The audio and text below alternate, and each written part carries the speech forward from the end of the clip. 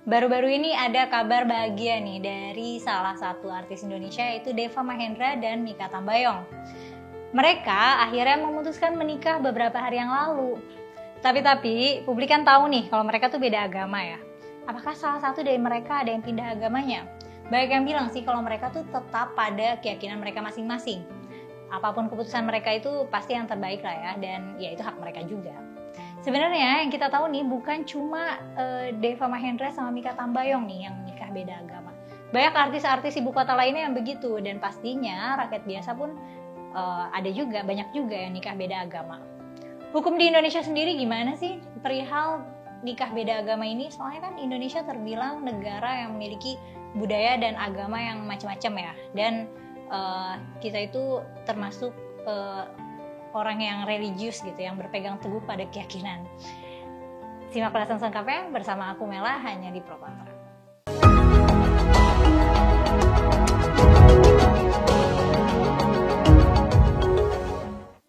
Jadi gini, ihwal pernikahan tuh sudah diatur dalam Undang-Undang Nomor 1 Tahun 1974 tentang perkawinan.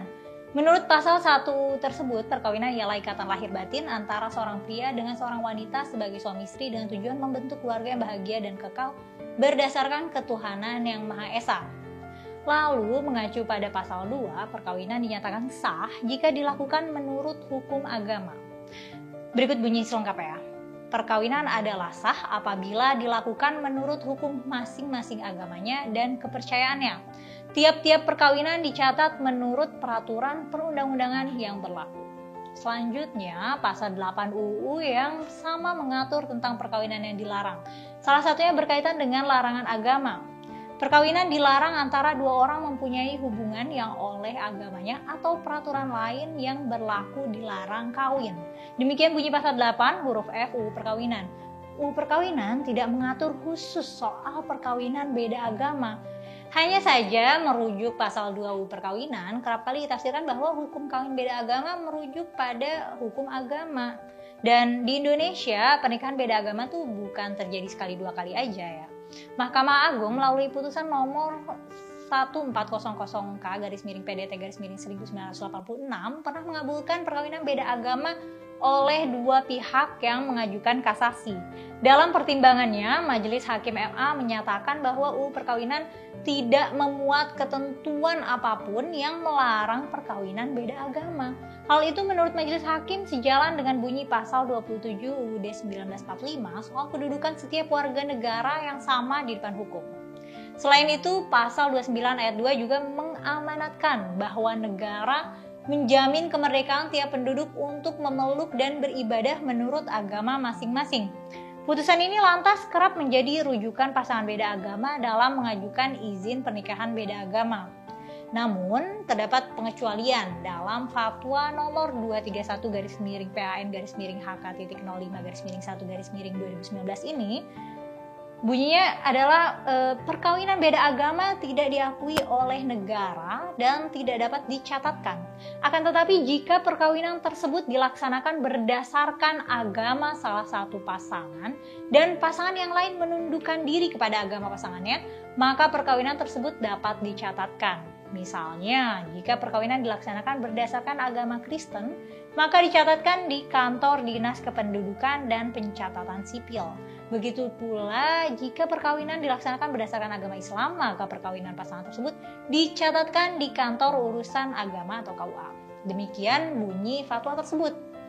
Berarti boleh dong ya secara hukum. Tapi pasti banyak menimbulkan kontra nih di masyarakat. Pasalnya orang-orang bakal mikir nanti kedepannya bakal susah. Nanti kalau sudah punya anak, nanti anaknya bingung mau ikut agama yang mana. Beberapa waktu lalu juga seorang warga bernama Eramos PTG dan terdaftar dengan nomor perkara 71/PUU/XX/2022, dia menggugat UU Perkawinan yang mewajibkan pernikahan dilakukan oleh umat yang memeluk agama yang sama.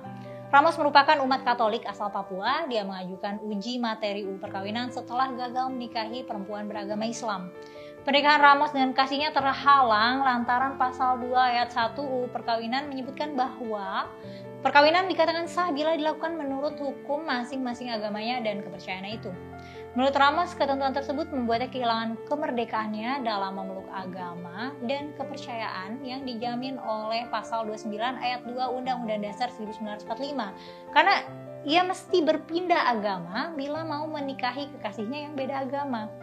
Hakim MK Wahidudin Adams mengatakan ketentuan pasal 2 ayat 1 UU Perkawinan bukan berarti menghambat atau menghalangi kebebasan setiap orang untuk memilih agama dan kepercayaannya. Katanya, kaidah pengaturan dalam norma pasal 2 ayat 1 adalah perihal perkawinan yang sah menurut agama dan kepercayaan, bukan mengenai hak untuk memilih agama dan kepercayaan. Wahidudin menegaskan pilihan untuk memeluk agama dan kepercayaan tetap menjadi hak masing-masing orang untuk memilih, menganut, dan meyakininya sebagaimana dijamin pasal 29 ayat 2 UUD 45. Selain itu, MK juga menilai bahwa tidak ada perubahan keadaan dan kondisi atau perkembangan baru terkait persoalan konstitusionalitas, keabsahan, dan pencatatan perkawinan. Atas dasar itu, MK berpandangan tidak ada urgensi bagi MK untuk bergeser dari pendirian pada putusan-putusan sebelumnya. Mahkamah tetap pada pendiriannya terhadap konstitusionalitas perkawinan yang sah adalah yang dilakukan menurut agama dan kepercayaannya. Kata Wahidudin begitu. Dari 9 hakim MK, ada 2 hakim yang memberikan alasan berbeda atau concurring opinion, yaitu Soehartoyo dan Daniel Yusmik-Foeh. Loh, berarti boleh ya nikah beda agama? Kan kalau dari UU Perkawinan disebut nggak melarang pernikahan beda agama. Jadi gimana nih? Kalau menurut kalian gimana nih? Coba tulis di kolom komentar ya. Sekian dulu pro kontra hari ini. Jangan lupa untuk like dan subscribe channel YouTube Geolife supaya nggak ketinggalan konten terbaru Geolife. Sampai jumpa lagi di episode selanjutnya.